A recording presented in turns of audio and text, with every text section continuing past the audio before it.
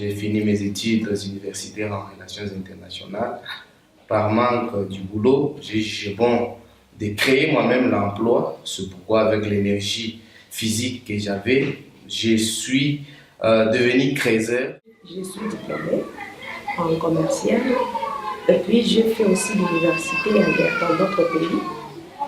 Alors après ça, je suis rentrée ici au pays pour chercher du boulot. Jusque-là, je n'avais pas encore trouvé le boulot. Alors je me suis décidée, ce qui était un peu simple, c'est être créeuse. Nécessairement, il fallait que ma famille se vêtisse, se nourrisse. Le ticket, comme il n'y a pas eu le moyen, je suis obligé d'être créateur. La façon dont on s'habille ne reflète pas être appelé un créateur organisé parce qu'on est habillé dans l'ordinaire. On n'a pas de casques, on n'a pas un peu de protection des nez, on n'a pas un peu de bottes, on n'a pas un peu de tennis qui peuvent nous protéger en cas de boulement ou d'accident. C'est comme ça que nous sommes vraiment battus par n'importe quel accident. Travailler, oui, nous travaillons quand on a déjà tracé une longue troupe dans la montagne et quand on arrive plus loin, on ne sait plus respirer, il n'y a plus d'oxygène. Pour avoir l'oxygène, il faut aller louer peut-être des moteurs. Quand on n'a pas assez de moyens, on subit la manque d'oxygène. Le manque d'oxygène, voulais-je dire, par manque d'oxygène, il y a des gens, parce que moi, ça m'était déjà arrivé, j'ai même saigné à maintes reprises quand il y a un manque d'oxygène. Ce sont des conditions comme ça qui ne permettent pas d'évoluer. Donc vous arrivez là-bas, vous prenez les matières dans des bassins, des bassines, vous entrez dans l'eau, vous lavez. Après avoir lavé, on vous donne quelque chose. C'est un travail très pénible. Premièrement, d'abord, tu dois avoir mal au dos, à la hanche, parfois même les coups, la tête aussi, parce que toute la journée, tu seras toujours courbé, en train de travailler, de soulever des choses très lourdes. Et puis, il y a aussi les problèmes de soleil qui frappent, la chaleur aussi, donc la poussière. Après tous les travaux-là, quand tu vas rentrer à la maison, tu dois prendre les médicaments. Après avoir lavé, vous cherchez un moyen de transport, soit c'est le véhicule, soit c'est une moto qui vous achemine au centre de négoce à Moussombo.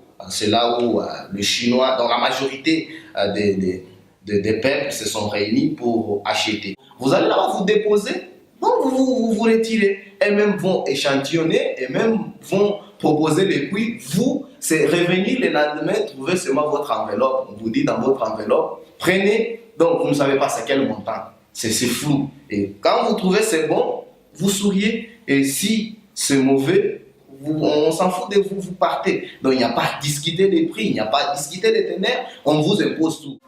À une maison, on vous demande, vous cherchez les balances qui est à l'extérieur ou bien ce qui est à l'intérieur.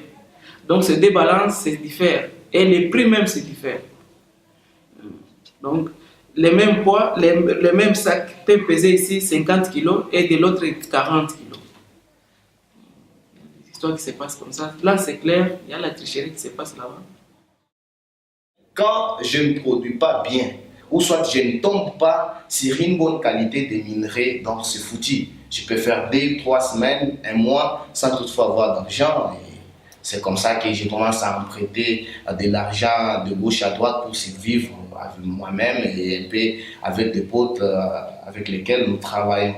Donc quand on ne produit pas, non plus on ne mange pas bien. Maintenant, il y a eu UNG, Sénadep, qui est venu ici sensibiliser les créateurs, qu'ils se réunissent en coopérative. Parce que jadis, les créateurs n'étaient pas considérés. Donc on voyait comme un créateur, comme un voyou, un bandit ou faiseur. Alors, il a conscientisé les créateurs qui se sont unis en coopérative. Donc la trame, c'est une émanation des créateurs eux-mêmes. La trame nous a donné un sens de responsabilité. Des fois, quand on a notre argent là, c'était par exemple faire des multitudes de dépenses sans toutefois réfléchir sur notre avenir de demain. Des fois, c'était aussi un peu notre faiblesse. Mais avec le multiple formation chez Atram, on a pu réfléchir sur notre avenir.